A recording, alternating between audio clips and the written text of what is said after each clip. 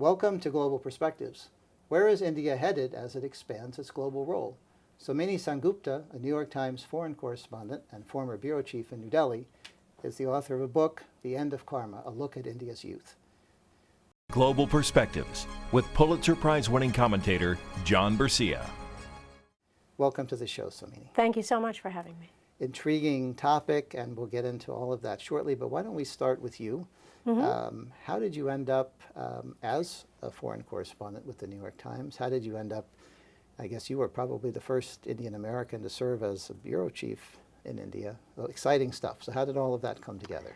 Yeah, so I grew up in Southern California, warm and sunny place, a bit like Florida, and accidentally really fell into journalism. And after a couple of years, first at the LA Times and at Newsday, I came to the New York Times. I'd covered a variety of things from, local school boards to crime to elections, and then put up my hand and wanted to go overseas and see the world. And in early 2005, exactly 30 years after my family had left India, Wow. I went back as the bureau chief in Delhi, and I served as the bureau chief there for just a little under 5 years.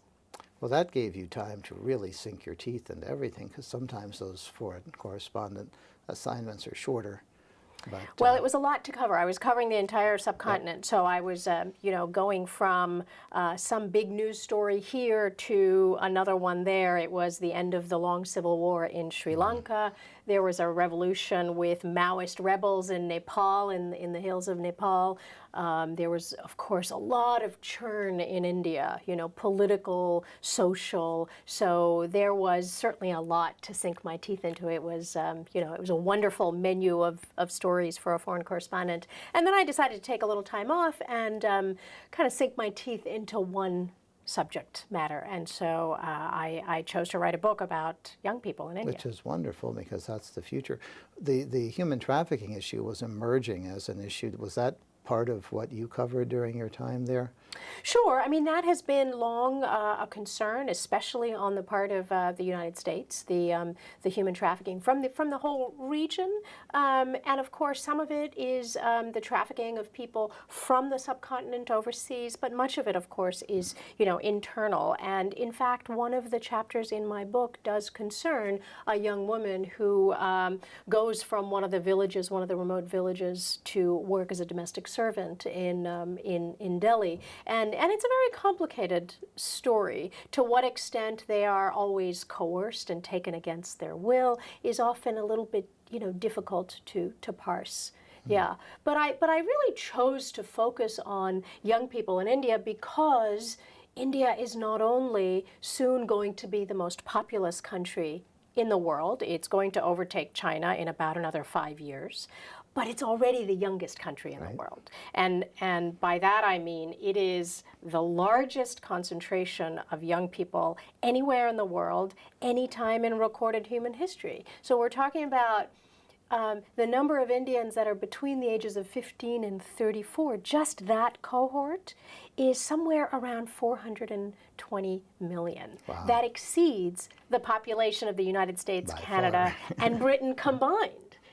So when you have that kind of a youth bulge in one country, in a democracy, that's bound to be interesting. And that's bound to have an impact on the rest of the world. So that's really what I try to tease out in this book. Well, let's talk about that then. How did you come up with the title? Right. So when I say the end of karma, really what I'm thinking about, what I'm invoking, is the idea that young people in India are trying to outrun their past. They are born with one destiny, they're trying to write another, which is a familiar story, to me as an American. That's a very familiar story. And I really found that urge, that impulse in all kinds of young people, people in the city, people in the countryside, rich, poor, men, women, gay, straight, they were not going to be bound by their past. So the book is really a story about 7 young people who I followed for a number of years. It's not meant to be representative of every single Indian. It's a country of 1.2 billion people. How can you write a story about a country of 1.2 billion people? But these were just young people whose stories were interesting to me, who I wanted to hang around and get to know. Well, give us a sample of a couple of those experiences. Right. So I'll tell you about a young woman who I met when she was 14. She was the daughter of what in India is known as a presswala. Her parents had a business, a very small operation in an Indian suburb where they pressed other people's clothes. And for generations, her family had done this. She came from a caste, a community whose ritual occupation was to wash and press other people's clothes. Her single-minded determination was not to be a presswala or a presswala's wife. She was very keen to outrun her destiny. And what did she want to become? Well, she wanted to be a police officer. She wanted to be a cop because when she was growing up, there was this highly publicized, brutal gang rape of a young woman who was very much like the woman I profiled, also a young woman from a modest background, trying to make something of herself. And on her way back from a movie one Sunday night, she was brutally gang raped and she died 2 weeks later. And this infuriated young people, young women and young men around the country. And Varsha, the young woman who I was getting to know, was also reading about this and hearing about this. And she said, well, you know, I'd like to serve my country, and the best way I can serve my country is to become a police officer. And so the story is really about her dreams and about her efforts to persuade her father to let her be what she wants to be. So I'm not going to give it away, but I was going to say, yeah, I'm eager to yeah. find out what happened, but let's keep that a secret Yeah, for now. yeah. What would be another example, maybe, of a young man you followed? I'll tell you the story of another young woman, actually. Okay, well, a that's young good, woman too. who was like many other college students one Sunday afternoon at home on Facebook, clicking likes on the comments of her friends, probably as indiscriminately as the rest of us click like on various things. And she found herself clicking like on the comment of a friend who was commenting about the death of a prominent politician, a Hindu nationalist politician who had died. And I won't get into the specifics, but it was this Facebook post that resulted in these two young women getting arrested and being charged in criminal court with trying to stir up enmity between different communities. And of course, these were not political women. This was not something that they meant to get involved in at all. It was just a kind of, a slip of the wrist, if you will. But this opened up a huge debate in India, especially among its young, about what kind of space there would be for free speech and free expression, especially in the internet age. So you're seeing this continue to play out in India, a real debate about what kind of space there is in probably the world's most thriving, most fractious democracy, what kind of space there is for free expression online. These are great examples, and I'm sure people are going to enjoy reading The End of Karma. Tell us, after 5 years, was it really hard to leave? I know journalists thrive on new assignments, but you also get comfortable in certain places, and it sounds like this was one of them. Well, it was getting to know a country that I didn't know, because I was 8 when I left. And I was from a particular city and very protected in that city within the confines of my family. So my posting there was an incredible gift, was an incredible opportunity to get to know a country that I didn't know. But it was also constantly forcing me to ask the question, well, who might I have been had I stayed? And I think a lot of us, Sure. ask ourselves this, right, in quiet moments. And so every time I interviewed one of these young people for my book, that was the question that I was asking. Could I have been them, or rather, could I have been one of their mothers?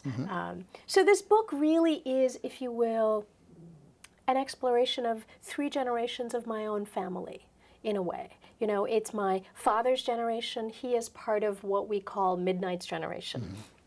He was raised during the period immediately after independence. India gained independence at midnight, August 15th, 1947. So his generation, my generation, sort of, in the middle, and then most importantly, my daughter's generation. She was born in India in 2008, and she is part of what I call Noonday's children. Noonday because this is a red-hot, hungry, demanding generation, very keen to rewrite their destiny, as I say. So this generation is both, I think, really stirring the soul of India from the inside and forcing it to be true to its original promise, its original promise of freedom, its original promise of democracy, which is why I find it interesting. Yeah. Fascinating. So you come back to the United States, and your new posting is at the United Nations? Well, Or actually, you had when something I in first- between? Yeah, when I first came back, I went to cover Silicon Valley. It's the most foreign posting that I yes, think yes, I've I ever would had. think so. Yeah, so I covered the technology industry and the world of Silicon Valley, which was fascinating. I learned a great deal. And then about 2 years ago, I came back to New York, and I am a foreign correspondent, but based on the banks of the East River at the United Nations. And so that gives me the opportunity to cover really all of the great challenges Everything. in the world. Everything from the unending, unabating, terrible war in Syria to the challenge of climate change, to the great stories of migration, migrants and refugees moving around the world. So yeah, it's an Has exciting one time. of those been taking up relatively more of your time? Maybe the refugees or the Sure. No, wars? I think the nations of the world, the powerful nations and the not so powerful nations are very exercised about the issue of migration. And it comes back in a way to the question of demography, the question of young people, because of course, if you're young, you're much more likely to migrate. And where are people in the world migrating from? Well, they're migrating from the countries, by and large, of the global south, where the population is very young. So, for example, in sub-Saharan Africa, the median age is something like 16 to 18. The median age in Nigeria is 18. They are going to Europe, and as you know, most European countries are aging very, very fast. Germany's median age today is 46. And so the story of migration, in a way, is a story of the challenge that we face today in this very lopsided world, where the global south is where young people are concentrated, and the global north is where older people are concentrated. The United States, because of our steady influx of immigration, we tend to stay relatively young. I mean, our median age is something like 37, but that's largely due to immigration. And the nations of Europe, which are more proximate, unfortunately feel saturated with immigrants, and so all of these young people who would seek to move there are getting frustrated because there seem to be more obstacles than ever. So how do we reconcile those challenges? I think it's a huge challenge. There are two. I think one is to look at what are the obligations under international law of countries to offer protection to those fleeing war and persecution. And international law is quite clear. The Refugee Convention, written in 1951 after the two terrible wars in Europe, provide protection, obligate countries to provide protection, no matter how many, to those fleeing war and persecution. And there's a classic case in Syria or in Afghanistan or in parts of Nigeria, parts of Mali, where people are fleeing war and persecution. But there's also a whole other range of countries where it's much trickier. Some of them could be fleeing dire poverty. Some of them could be trying to make a new life because climate change has made their old ways of life difficult, if not impossible. And so I think we're facing a really new moment, a really new challenge where world leaders have not yet come to an agreement, I think in part because of a great deal of anxiety about what to do and about their own ways of life changing.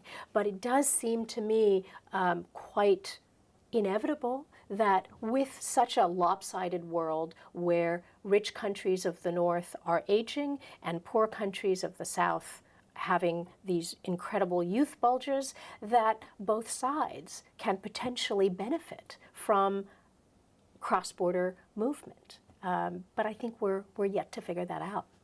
So tell us about a typical day at the UN. If there is a typical day, most people are focused on Yeah. a more narrow range of issues, and you've got, like you said, everything. So you may just very well be surprised on a daily basis by what jumps out. I tend to be surprised on a daily basis, yes. So, you know, one week there could be an emergency meeting about the North Korean ballistic missiles launch, and China and the United States, those are the two countries with a real stake in this issue, trying to figure out if they can get on the same page. Another time it could be what to do about reports of the use of chemical weapons in Syria. As you know, there have been independent investigations carried out by the United Nations, carried out by the Organization for the Prohibition of Chemical Weapons, that have clearly found the use of chemical weapons in Syria, mostly by the government, but there has been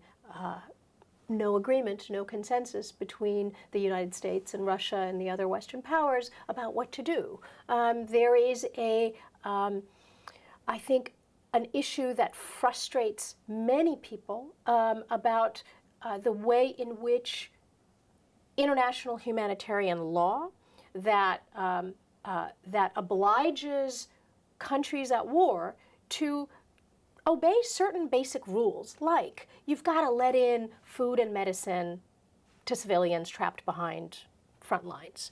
Well, those laws are being violated left and right pretty much every week, either in Yemen or in Syria or elsewhere. There has been, in the last couple of years, in various theaters of war, instances where medical facilities and hospitals and ambulances have been systematically bombed. So we're seeing a complete, collapse, a kind of dissolution of the basic rules of law that were set in place, again, after the two great wars in Europe. And I think the world's still unable to figure out what to do. We have seen absolutely no accountability. That I don't understand, because the results are horrific, and there's a public gathering of some kind, and here comes the government dropping barrel bombs, and just horrible aftermath. Well, and as the International Humanitarian Organization, Doctors Without Borders, pointed out when they spoke to the Security Council, the 5 permanent members, nearly all of them have been implicated in one of these incidents, or one or more of these incidents. So whether it's the US and UK providing support to the Saudi-led coalition in Yemen, they've been shown to have attacked medical facilities. So, our own country is implicated in that. Russia, of course, is implicated in the actions of the Syrian government, again and again, dropping barrel bombs on their own citizens. China supports the Sudanese government, which for years has been doing this on their own citizens. So very few of the world powers have their hands clean. Tell us about your access to meetings and so forth. I'm guessing it's pretty good. It's not like a single governmental setting where you've got all kinds of national restrictions on what you can do and hear, but you pretty much have free reign, I would imagine, to go to meetings and briefings and things like that, with some restrictions. Well, some meetings are, yes, certainly open, and as you rightly say, there are 193 member states of the United Nations, so we are never relying on one source of information, and so the challenge is to sort of figure out who's trying to spin us in what way, and where the truth lies. But of course, the deliberations of the Security Council are closed, are extremely opaque most times. Right now, you might be aware, the Security Council is in the middle of choosing the next Secretary General, which is one of the most unenviable jobs I can think of. he or she is not really a secretary because they don't have one boss. They're beholden to the world powers. Not a general because he or she does not command an army, and is charged with sort of vaguely solving the world's problems. So the next Secretary General will take over in 2017, at a time when I think the United Nations faces a real test of what it's there for, what its relevance is. And the Security Council, particularly the 5 permanent members, the United States, Russia, China, Britain, and France, are making that decision as we speak, and they do that behind closed doors. They don't have to explain to us who they're choosing or why. So we have to, parse that out. Sort of like the selection of the next pope, although that's become It's relatively a bit like more, a papal conclave. yeah, Yes, very much. That's yes. become relatively more open in recent years. There's been discussion for decades about expanding the number of permanent members of the Security Council. Are we any closer to movement on that, or is that going to be a discussion for It's going to be a discussion for a while, because while there is some acknowledgement, that the Security Council today, made up of those 5 permanent members, those are the victors of the Second World War, doesn't exactly represent the state of the world now. However, most of the countries that want a seat on the council, there are other countries that don't want them to have a seat. So Japan might be not seen as such a great idea by China. India wants a seat on the council. Well, Pakistan doesn't like that so much, and Pakistan has a major ally in China. So it's not a knot that is so easy to untangle. So I think it's going to be a discussion for some time. I think more immediately, though, the Security Council faces a test of its own, which is really, has it been able to carry out its mission, which is to end the scourge of war, which is to maintain international peace and security? Have they been able to bridge their divides, particularly Russia and the Western powers, in such a way that ordinary people around the world are not suffering, are not being bombed? So I think that is the immediate challenge for the Security Council, is to regain its credibility. And certainly the ongoing war in Syria, now for nearly 6 years, now the war in Yemen, which does not seem to be ending anytime soon, I think those pose great questions for the credibility of the Security Council. Am I correct to sense that there may be another book emerging from all of these experiences once you're finished with the assignment? I just feel it. It took me a very long time to write this book, and it was mostly written on Sundays and vacations for more than 4 years. I had a very demanding full-time job, so I would hole up in a library on Sundays, and I would take all my vacation days and work on the book, and it made my family very unhappy. So I am not proposing to do that anytime soon. Great. Well, thank you so much for joining us today, Samina Sengupta. It's a real pleasure. Pleasure is mine. Thank you. And thank you. For Global Perspectives, I'm John Bercia. We'll see you next time